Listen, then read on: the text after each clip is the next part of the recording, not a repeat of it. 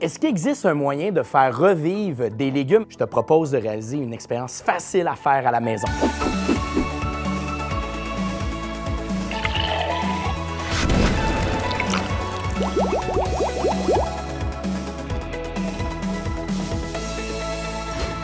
Pour réaliser l'expérience, voici le matériel dont tu auras besoin. Tout d'abord, une planche à découper, un couteau. Pour les légumes, voici ce que j'ai choisi. Le poireau, la laitue, les céleris, les patates et de l'ail. Ensuite, on va avoir besoin d'une bonne quantité d'eau. Et surtout, des petits pots. Aussi, tu vas avoir besoin de terre noire, d'une boîte de carton et finalement de pots pour empoter. La première étape consiste à couper les légumes. Commençons avec le poireau. Ce qui est important, c'est de le couper à la base, comme ceci. Ensuite, on poursuit avec la laitue. À la base, même chose. Le reste, on s'en sert pour faire une bonne salade. Et maintenant, le céleri.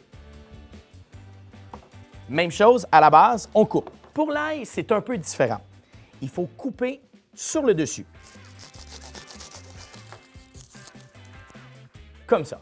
La pomme de terre. On coupe. Et ce coup-ci, on va l'insérer dans une boîte. Pourquoi?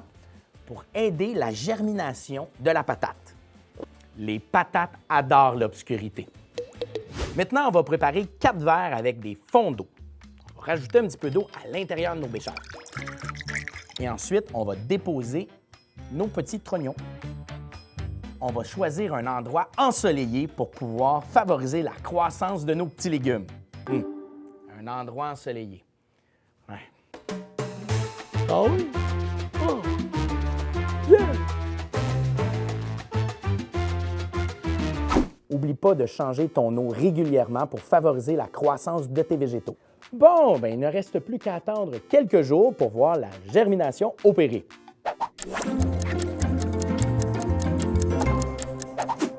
Wow! Ça, c'est le résultat au bout de quelques jours. Le poireau, la laitue, le céleri et l'ail, sans oublier la patate.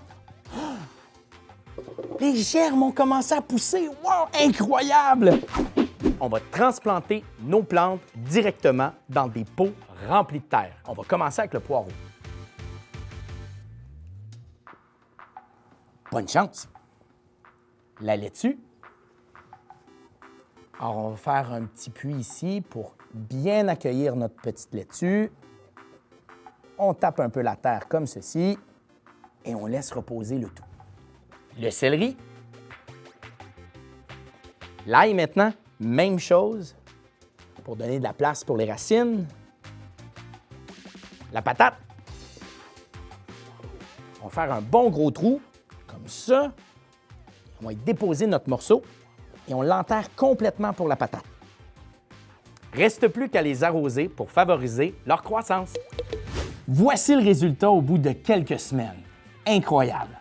Ce qu'il faut savoir, c'est que les plantes possèdent une propriété extraordinaire qu'on appelle la totipotence. C'est l'art de restructurer ces cellules. Ils sont capables, à partir d'une cellule, de refaire toute la plante au complet. D'ailleurs, les plantes ont besoin de 4 choses pour survivre.